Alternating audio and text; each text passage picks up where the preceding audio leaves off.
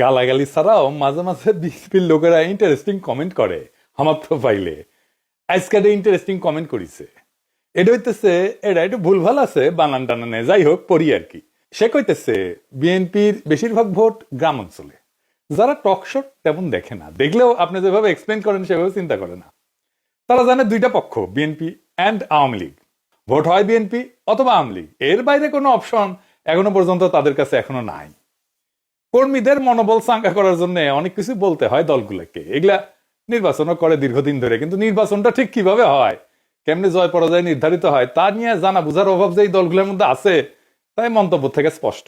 তবে আজকের এপিসোড সকল রাজনৈতিক দলের জন্য একটা আই ওপেনার হবে, চক্ষু খুলে যাবে, চক্ষু মুইটা ঘুমায় ওরা। আজ এমন কিছু জানবেন যা এই রাজনৈতিক দলগুলো পুরো হিসাব নিকাশ পাল্টাই দিতে পারে। আমি এই কাজটা হাসিনা পর থেকে করতেছি, আজ যা দেখাবো তাই তো যে স্যাম্পল, ভাইবেন না আমি নির্বাচন নিয়ে সকল গুড় তত্ত্ব কইয়া দিতেছি। আজকে খুবই সামান্য কব, নির্বাচনের আসল খেলা পরে শুরু হবে, টের পাইবেন। আজ শুধু হালকার উপরে ঝাকসা দেখাবো, কোন এক্সটেন্টে এই কাজ যাইতে পারে সেটা বুঝতে পারবেন। আসেন আল্লাহর নামে শুরু করি। আপনারা জানেন কি যে সিলেট সদরে যেই দল জিতে সে দল সরকার গঠন করে। সবাই কইতো সিলেট এক আসনে জাদুর প্রদীপ আছে, এই জন্য রাজনৈতিক দলগুলো সিলেট এক আসন থেকে নির্বাচনী প্রচার শুরু করে। কথাটা অবশ্য পুরাপুরি সত্য না, কারণ 1986 সালে এইখানে হুমায়ুন রশিদ চৌধুরী জিতেছিল স্বতন্ত্র প্রার্থী হিসাবে। স্বতন্ত্র প্রার্থী তো সরকার গঠন করে না। যাই হোক, তবে বাংলাদেশের মাত্র কয়েকটা আসন, মাত্র কয়েকটা 85টা আসন, এই আসনে আপনি সংখ্যাগরিষ্ঠতা পাইলে আপনি সরকার গঠন করতে পারবেন, গ্যারান্টেড। এই 85টা আসনের সংখ্যাগরিষ্ঠতা পাইলে আপনি সারা দেশে পাইবেন সংখ্যাগরিষ্ঠতা। সে আসনগুলা কোনগুলা, এটাই হইতেছে আজকের স্যাম্পল। তবে আমি বুঝাই দেব যে কেনই বা বলতেছি এই 85টা আসনগুলোতে সংখ্যাগরিষ্ঠতা পাইলে সরকার গঠন করতে পারবেন। এই আসনগুলো কোনগুলা আসেন সেটা এবার দেখি। বাংলাদেশের শহর আর নগরের সিটগুলা এই 85টা আসন। তাহলে নগরের সিটগুলো কিভাবে আইডেন্টিফাই করবেন? সিটি কর্পোরেশন আছে যেই সিটে, পৌরসভা আছে যেই সিটে, এছাড়া সংসদীয় আসনগুলোর একটা ছোট অংশ আছে যা মিশ্র প্রকৃতির, যেখানে শহর এবং গ্রাম উভয় এলাকারই ভোটার অন্তর্ভুক্ত থাকে। এদেরও নাগরিক ভোটারদের মতো ক্যারেক্টার থাকে, শহর বা নগরের আসনগুলোর মতো এগুলো আচরণ করে। এই মিশ্র আসনগুলোকে যুক্ত করলে আমরা বাংলাদেশের নগরায়নের একটা পূর্ণ চিত্র কিন্তু পাবো। আমি 3টা ভাগের তালিকাটা উপস্থাপন করতেছি। 1 নাম্বার, এডিটার সাহেব পাশে লিখে দেন, পূর্ণাঙ্গ নগর আসন, যেগুলো মূলত সিটি কর্পোরেশন এলাকা নিয়ে গঠিত। 2 নাম্বার, পৌরসভা কেন্দ্রিক আসন, যেগুলো মূলত জেলা শহরের পৌরসভা নিয়ে গঠিত। 3 নাম্বার, মিশ্র প্রকৃতির আসন, যেখানে উল্লেখযোগ্য শহর বা পৌর এলাকা থাকলেও একটা বড় অংশ গ্রাম নিয়ে গঠিত। তাইলে আমরা আসনগুলো এবার একটু বুঝে দেখি কোনটা কোনটা। 1 নাম্বার, পূর্ণাঙ্গ নগর আসন, যেগুলো সিটি কর্পোরেশন ভিত্তিক। এই আসনগুলো প্রায় সম্পূর্ণভাবে সিটি কর্পোরেশন এলাকার মধ্যে অবস্থিত। ঢাকা বিভাগে যেমন ধরেন ঢাকা 4, ঢাকা 5, ঢাকা 6, ঢাকা 7, ঢাকা 8, ঢাকা 9, ঢাকা 10, ঢাকা 11, ঢাকা 12, ঢাকা 13, ঢাকা 14, ঢাকা 15, ঢাকা 16, ঢাকা 17, ঢাকা 18, গাজীপুর 2, নারায়ণগঞ্জ 5। এইগুলো হইতেছে ঢাকা বিভাগের সিটি কর্পোরেশনের আসন। চট্টগ্রাম বিভাগ, চট্টগ্রাম 9, চট্টগ্রাম 10 এবং চট্টগ্রাম 11। রাজশাহী বিভাগ, রাজশাহী 2, খুলনা বিভাগ, খুলনা 2, সিলেট বিভাগ, সিলেট 1, বরিশাল বিভাগ, বরিশাল 5, রংপুর বিভাগ, রংপুর 3, ময়মনসিংহ বিভাগ, ময়মনসিংহ 4। মোট পূর্ণাঙ্গ নগর আসন যা সিটি কর্পোরেশন এলাকা, এটা 26টা। এরপরে আসেন পৌরসভা কেন্দ্রিক আসন, এটা মূলত জেলা শহর ভিত্তিক। এই আসনগুলোর কেন্দ্রবিন্দু হইল সংশ্লিষ্ট জেলা শহরের পৌরসভা। ঢাকা বিভাগে যেমন নরসিংদী 1, টাঙ্গাইল 5, কিশোরগঞ্জ 1, মানিকগঞ্জ 3, মুন্সিগঞ্জ 3, রাজবাড়ী 1, মাদারীপুর 2, শরীয়তপুর 1, ফরিদপুর 3। চট্টগ্রাম বিভাগে কুমিল্লা 6, ব্রাহ্মণবাড়িয়া 3, চাঁদপুর 3, নোয়াখালী 4, ফেনী 2, লক্ষ্মীপুর 3, কক্সবাজার 3।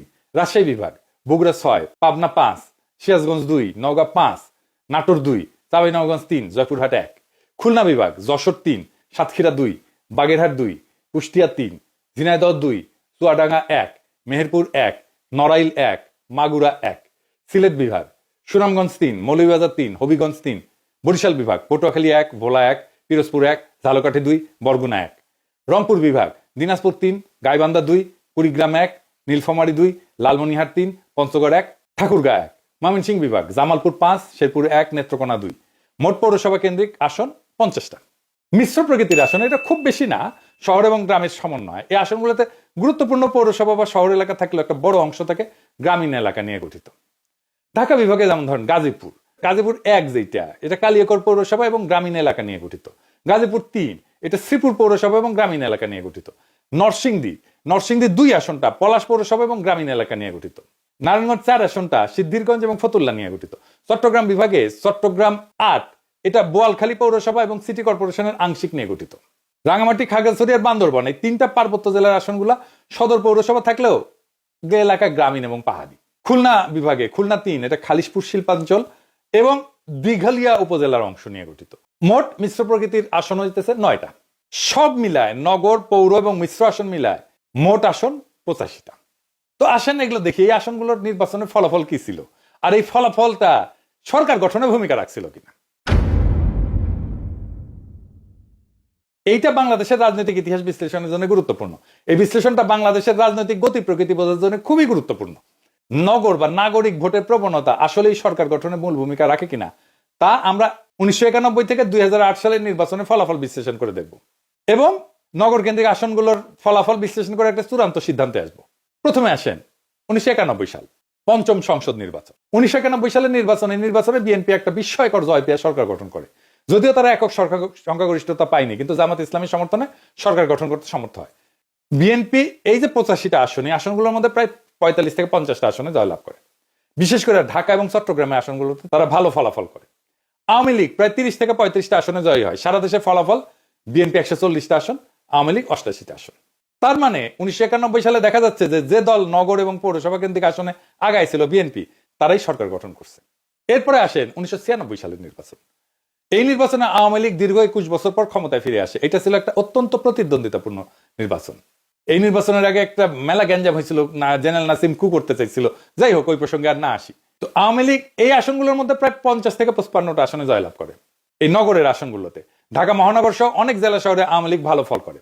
বিএনপি প্রায় 25 থেকে 30টা আসনে জয়লাভ করে।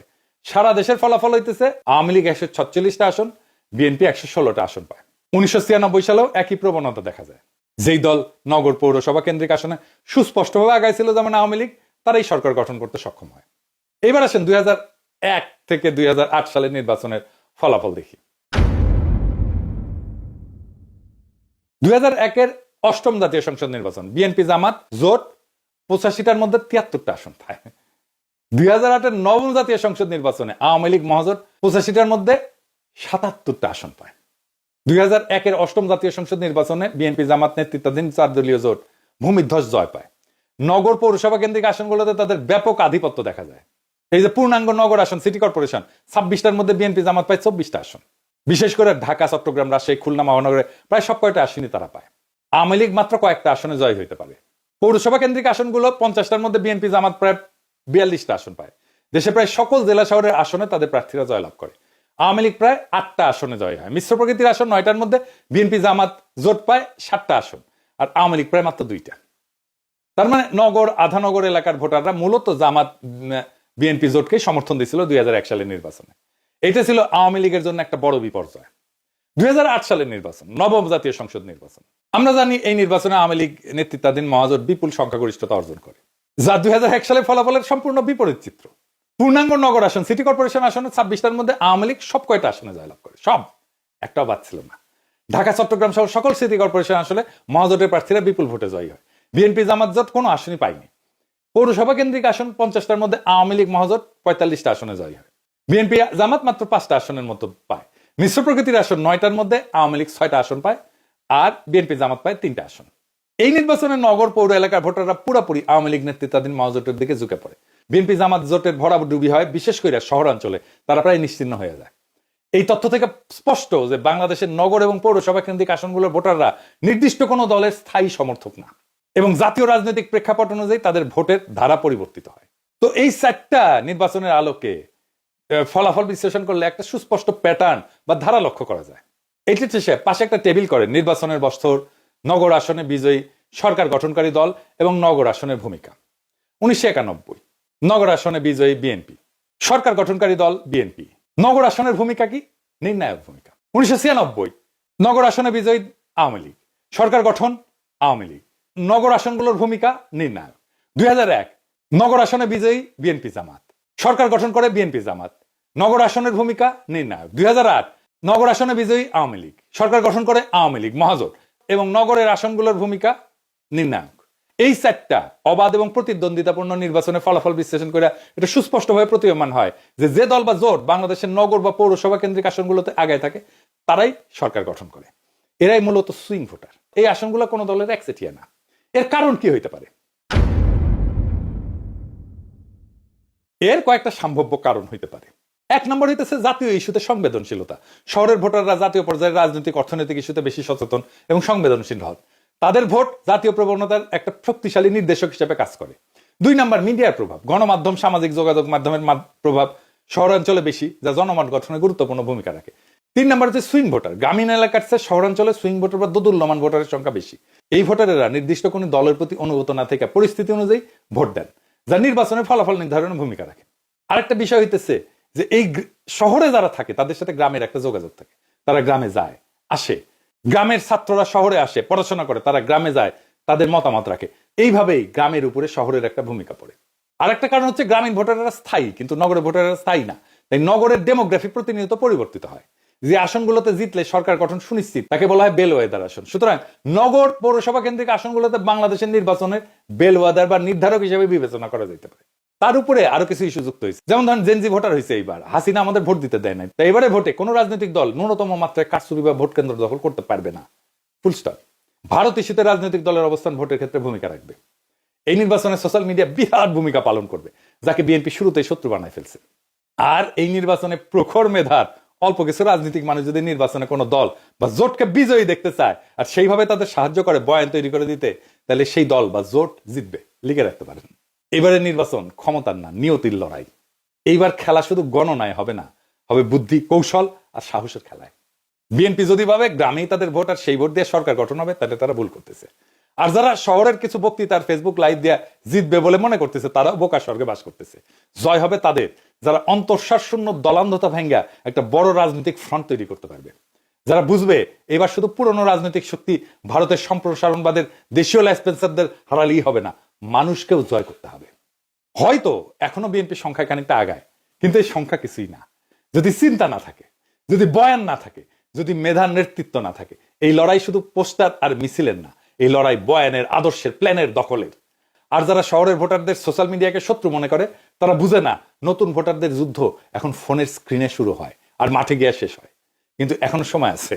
যারা পুরনো ব্যবস্থার পতন চায়, নতুন রাষ্ট্র করতে চায়, যারা সত্যিই জিততে চায়, তাদের দলের বাইরের দেশপ্রেমিক শক্তিগুলোকে সাথে নিতে হবে। একটা ঐক্যবদ্ধ ফ্রন্ট গঠন করে মেধার শানিত অস্ত্র নিয়ে মাঠে নামতে হবে।